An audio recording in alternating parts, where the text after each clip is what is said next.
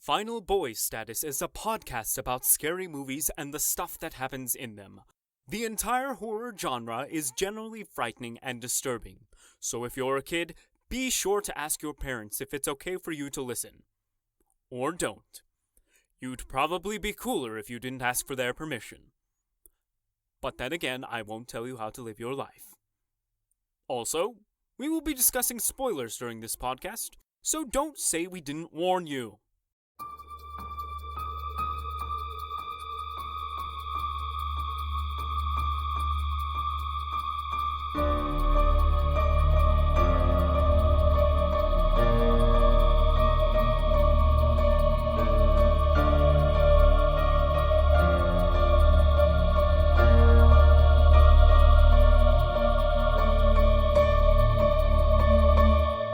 Welcome back, gals and ghouls. My name is Lance Lappin, and I am here to host another episode of Final Boy Status. I am joined with Adam El Señor Hueso Bone and Sarah No Limits Tibbets. Woohoo! I don't know what that was. That was perfect.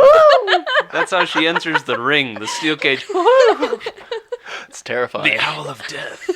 I love it. All right, so a little bit about the show. If you have not listened to it before, we're happy to have you here. But with Final Boy Status, basically we watch spooky movies and we try to find out if we can survive them or what we would do differently, if we could do anything differently. The show that we are talking about today, the movie, is the 1999 classic, The Blair Witch Project. It's a good one.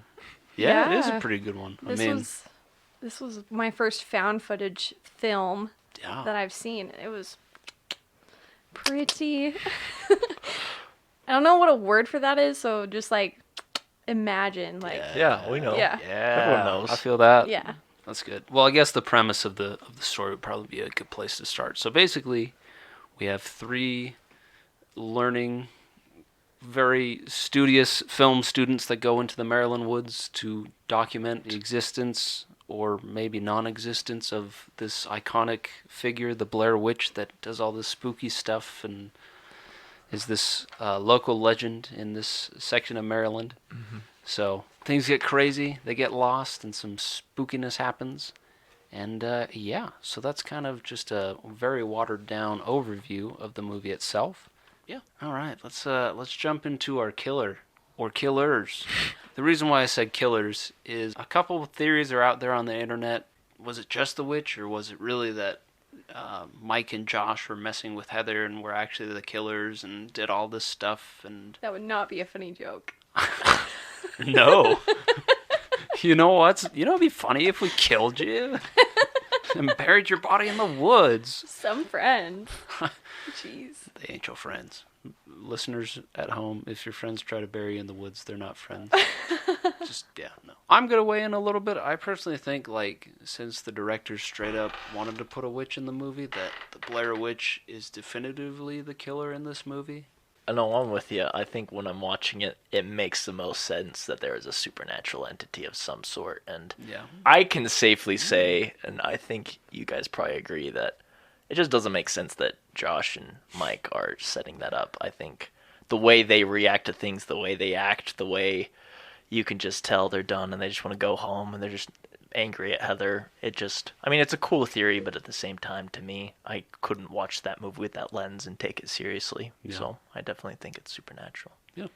Yeah, I agree with that. It just doesn't make sense that they would be putting on a show.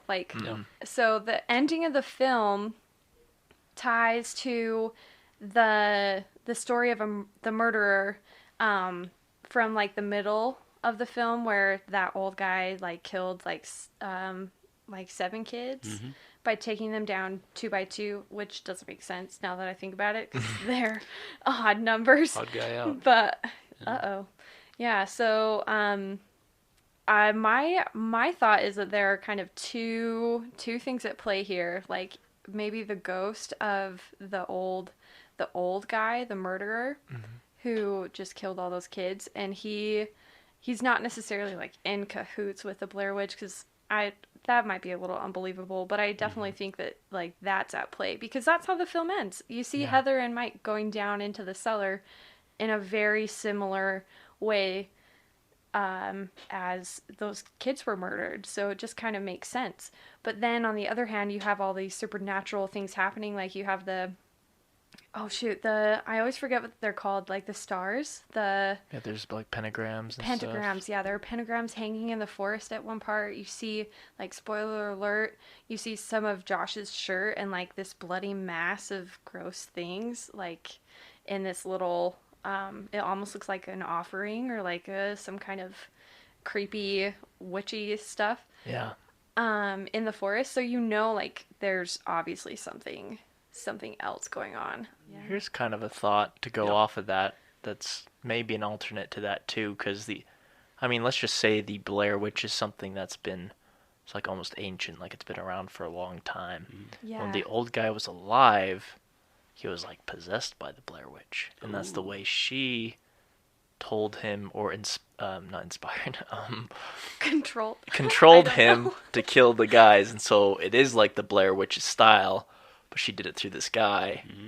Kind of makes less sense. I don't know. No. I like that because it's kind of like a Conjuring, like the Conjuring aspect. Mm-hmm. Right. Because Annabelle and like the nun, I honestly can't remember how they all tied together, but like it got kind of convoluted after the sequel started pumping out. I don't know. Yeah. Like I think I've seen The Conjuring 2 and the nun, so I really don't understand what's going on. Well, like, big picture. But yeah, that would make sense, Adam. Like, I actually kind of really like that theory. So it's all the Blair Witch. Well, and then we kind of have an environmental aspect too. Yeah.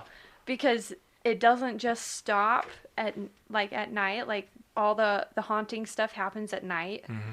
Is when we kind of see the supernatural stuff. That's when Heather and Mike we don't know what happens to them. We presume that they die because they're not to be found again. Spoiler alert again. We made it this You're already listening.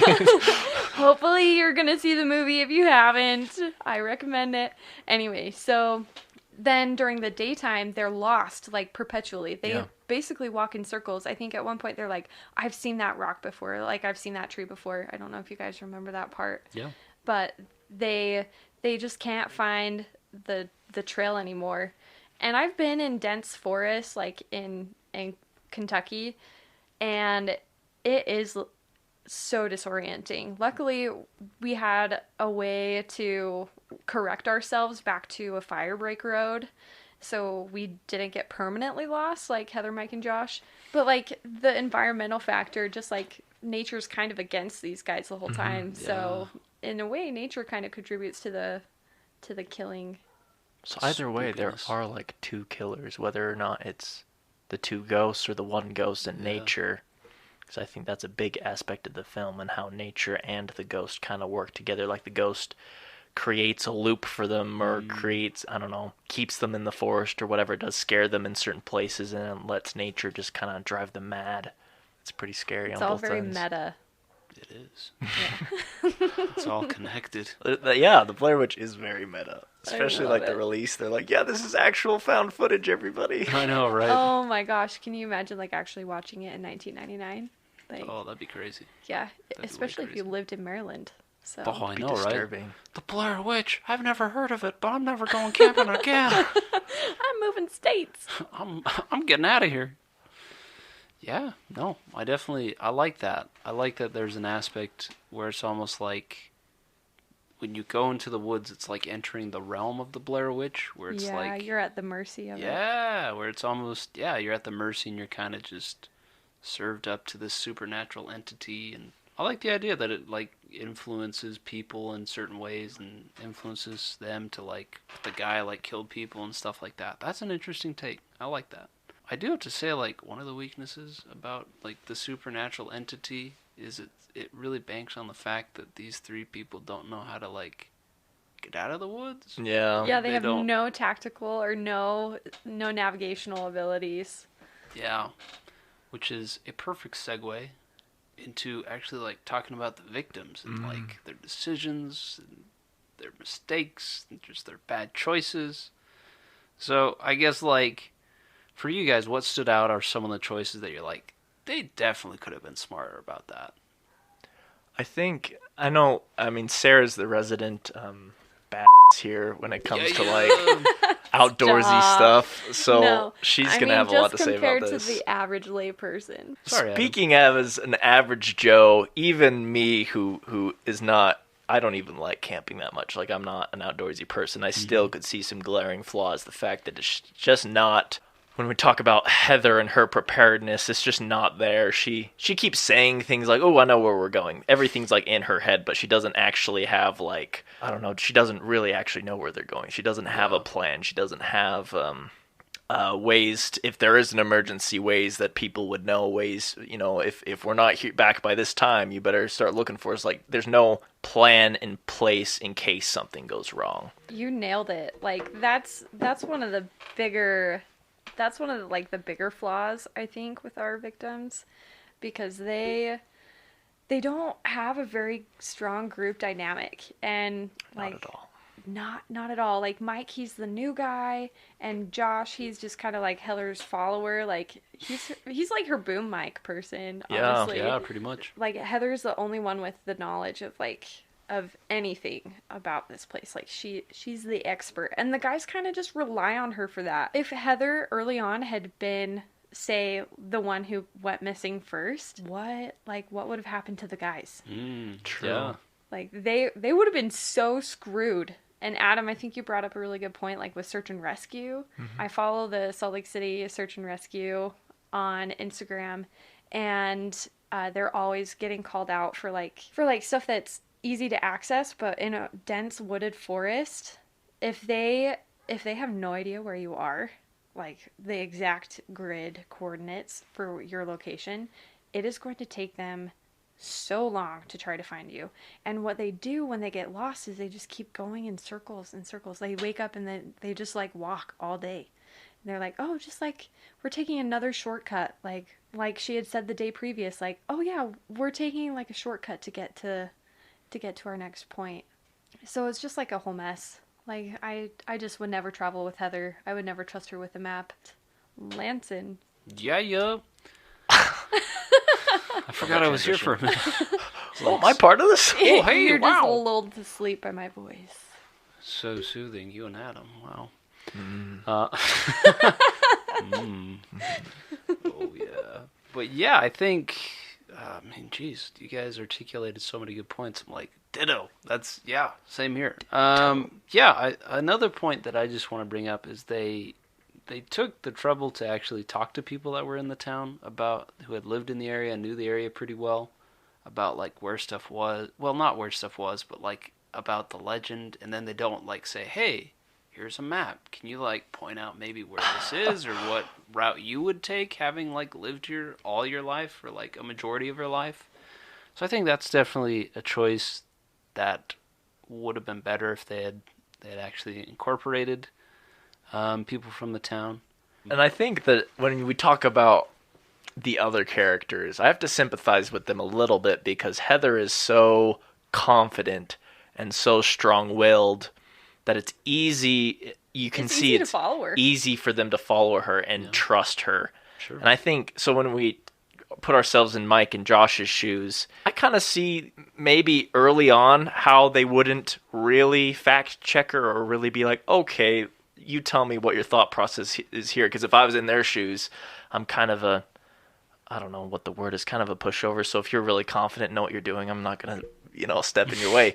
Once things start going down and they start getting lost, obviously they should take more initiative. But initially, I think all the blame mostly is on Heather's shoulders. Oh, no, I was just going to say, I think she recognizes that later in the film. It's after Josh has basically disappeared. After it's too late, Yeah. After he's gone. After it is literally too late. And she makes an apology to their parents in the camera, and it's honestly really emotional and sad, just very moving. Yeah, she has to take credit for all that, Yeah. And she kind of realizes that they're not maybe getting out of the woods. So. Yeah, at the end of the day, it was her project. It was her film that she had a vision for. So, yeah. Alrighty. So, moving on to some of the final sections of our show. We like to kind of assess if we can make final boy or final girl status. So what that is basically, in most horror movies, not all, but Usually there'll be like a final boy where like you make it almost all the way out, but then you die at the end. Or you're a final girl where you make it all the way out and you survive. So let's start with final boy status. Adam, if you had to look at the circumstances of this film, would you say that you could make final boy status? Yeah, that's a good question. I don't know. I think it depends on who I am. If I'm like a Josh or a Mike and I'm following Heather, like I said before, because I'm impressionable and I'll just be like, okay, I am confident in this person. I will put my trust in them because they are confident. I feel like I would not survive. If I was tasked with the responsibility of being Heather and it being my project, and I believe I'd do some more homework. I think I would stake it out a bit better, maybe get a local guide to take me to these spots that knows it a little bit better. I think there'd be decisions I'd make. I think the argument that I forgot to make when we were talking about the killer is really knowing where the influence of the Blair Witch is. If the Blair Witch has a hand in disorienting them to where if you were deep in the woods, would it matter if you had a background of navigation to be able to get out? If you turn around a corner and I don't know, supernaturally they change the scenery or they point you a certain way. Disorient you. So I'm not sure, because I feel like I wouldn't not go into the woods, and so maybe it would happen anyways.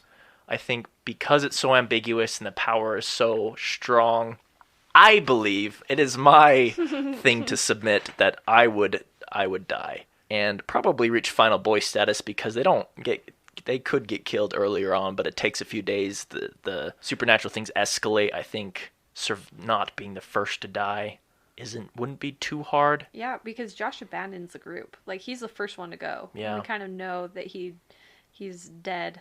So, like, if you had left the group like Josh, you definitely would. You'd just be the first to die. Yeah. But as far as not dying altogether, I think it's my opinion that once you're in the woods, even if you know your path, I think you still might die. And so I'm going to say I'm not going to survive anyways. I don't know.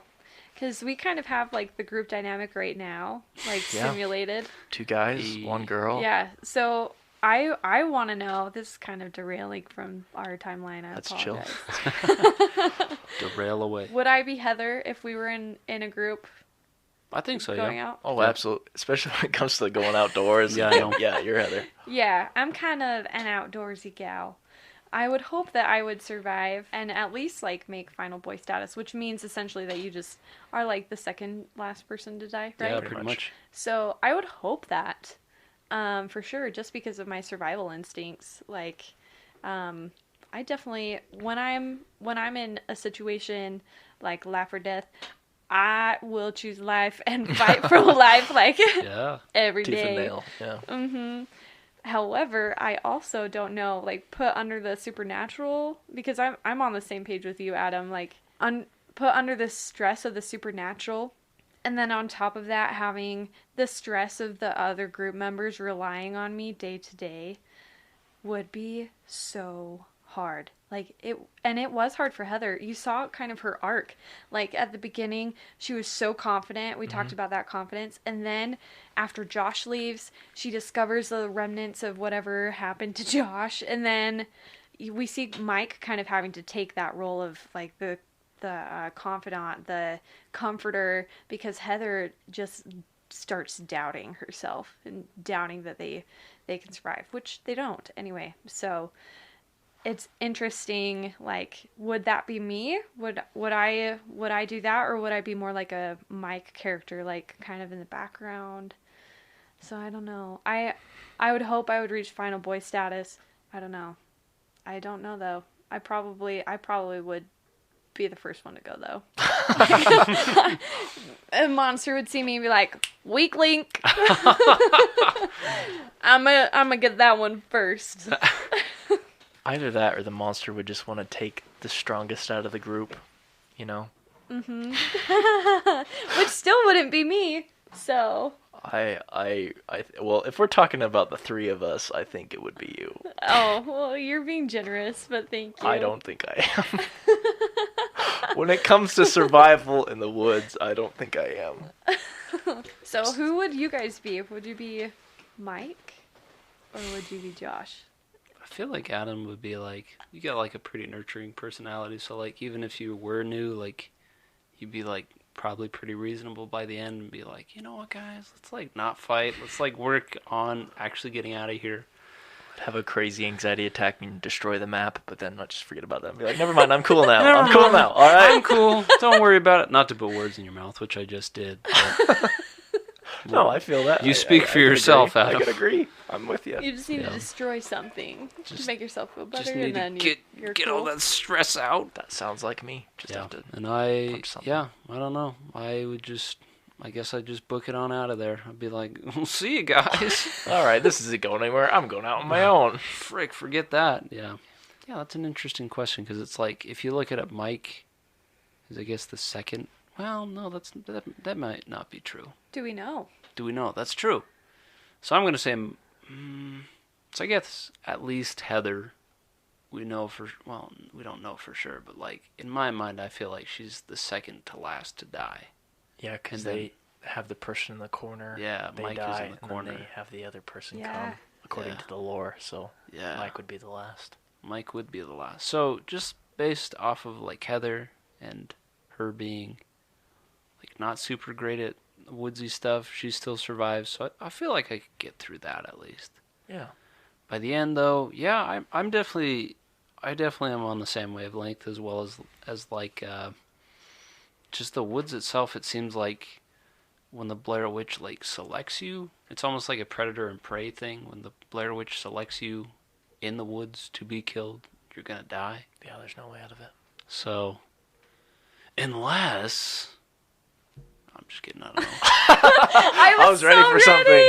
Unless I befriend the Blair Witch, I like do what nobody's done before and appreciate her and say, you know what, like you're doing pretty well for yourself. You might be pretty hairy, but like that's chill. Like you win. Yeah, she is well adapted. She's been like on her own. She's independent. She makes some cool crafts, arts and crafts. She hangs on the tree. That's very admirable. She's like an amateur dentist, taking out teeth and whatnot.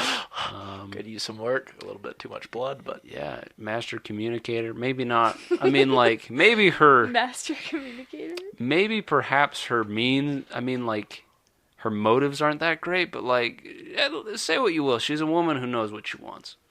So that's admirable. So I guess if I'm Josh and I run out, I'm like, hey, what's up? Like, you come here often? gonna hit on her. Maybe. Hey, I'm not You never know above what's gonna seducing work. the witch. So, all I know is like you gave such a glowing report for a supernatural murderer. So Yeah. I want you to write my obituary. Sweet. My God. If anyone can say something nice about Sarah, It'll be Lancet. It's the dude that was like, I mean, she's a witch, but like, how bad is she really? Okay, come on, guys. Yeah. Nah, but I guess that's kind of like an alternate reality, but in a more realistic reality, I'd probably die. I'd probably just get whacked in the woods and be dead. And the reality is, even if there wasn't a witch, I still might die. I just get lost in the woods. I don't know. I'm out. Crap I'm about out. navigation. So Well, they go off trail too. I forgot do. about this. They go off trail. That's like one that's not very leave no trace of them. Oh, yeah, for real. establishing your own trail, man. You shouldn't do that. Just terrible. Terrible. And then two, like that is how you get lost. Yeah. That is exactly how you get lost, people. Just asking for it. Mm-hmm. But I don't know if I'd do much different. I'm pretty dumb. Especially when I'm following a strong leader, I'll be okay. I'll just hold the boom mic. You're like, Oh, all shoot. right, Sarah. All right, Sarah, lead the way. Okay, sir, sounds good. Life's in your hands. Oh man, yeah, I would Yeah. never take that responsibility. Like with Heather's preparation, like I never. know. All right. Yeah. Mhm. So We're all yeah, dead, huh? I feel like Absolutely. we're all gonna die in the end. Well, I guess that's true of life anyway. But like, in Even this if we went movie, home from this, we would die. I felt in the very end. existential. one day you will die. It doesn't matter if you leave the woods or don't. You're always in the woods in a way. You Wow. sound just like Josh. You should make the next Blair Witch, Lanson, and have that be the thing. But please do it on like, Snapchat with like Snapchat oh my filters. gosh. Make like, I don't even know how many Blair Witch sequels they made, like the third one or the fourth one. Just Oh yeah. a bunch of YouTubers. And Oh my going gosh. That'd be so cool though. Like that's the kind of stuff I love. Jeez. I Logan know. and Jake Paul just going out in the woods, and you got like, I don't know who a famous female YouTuber is, but whoever she be, she Miranda goes with, sings. We make it a comedy. oh my gosh, a dark comedy. A very dark comedy. 21 years after the original film. But like, Yeah. it's kind of like what they did with the original one, so they have no idea what's happening. We're Yeah, actually there gonna you kill go. him at the end. Oh shoot, I feel like that would end terribly for us, because I feel like one of them would actually kill somebody. Like the Paul brothers, I feel like they would do They would have it They'd in go them. tribal, all full Lord of the Flies. Lord of Flies is what I was thinking of. Yeah. Oh, Yeah. terrifying. Yeah, but anyway, that is our take on the Blair Witch Project. Take Two 2.0 coming at you. Yeah. Bigger and better. As far as plugs, does anybody have anything they'd like to let anybody know that's going on in their lives? Since we're wrapping up here. No, usually what I'll plug is just this show. If this is your first time listening, we've got a lot of shows that we've done so far. We'll be doing a lot more shows. Go ahead and send us an email, and we will, like, with any suggestions you have. What's our email? I never remember. It is It's like underqualifiedidiots at gmail.com. Underqualifiedidiots at gmail.com. If you have a horror movie you would like to see us see if we can survive, send it in. If you have trivia for a movie or whatever, if you just want to give us your thoughts, send us an email. Find us on Facebook. Find us on YouTube. Yeah, Do we some got a cool YouTube page. videos under Underqualified Idiots. So follow us. Yeah, should be good. Anything from you, Sarah? Yeah, tell me what to be for Halloween. Ooh. Be Heather. Be Heather. Have a camera and be like, Have like a snotty nose the whole night. Just, I'm so sorry. I didn't mean to. And I know it's my fault. Like, just randomly I'm so scream. scared. Yeah, Oh yeah. not like that. I could but- see that going really well. I was thinking like a zombie because I Oh, just cool. I had ankle surgery, so I could Oh, really yeah, pull off you got a the pretty dope Wow. scar. I yeah. like it. Yeah. Yeah. There'll be some intense makeup Cool. though. You up for that? No, not really. I'm not a makeup person. Yeah, me neither. Yeah. Either mine. Yeah. Still thinking about it. So anyway, tell me what to be for Halloween. Send Yeah, an email. Send an Yeah, email send in. an email. Tell us what to be for Halloween. Adam, Sarah, and myself. And maybe we'll be it, or maybe not. Yeah. But, But you shoot never your know. shot. So anyway, guys, thank you, as always, for listening in. We appreciate you guys, and we will see you next time. Bye-bye. Out.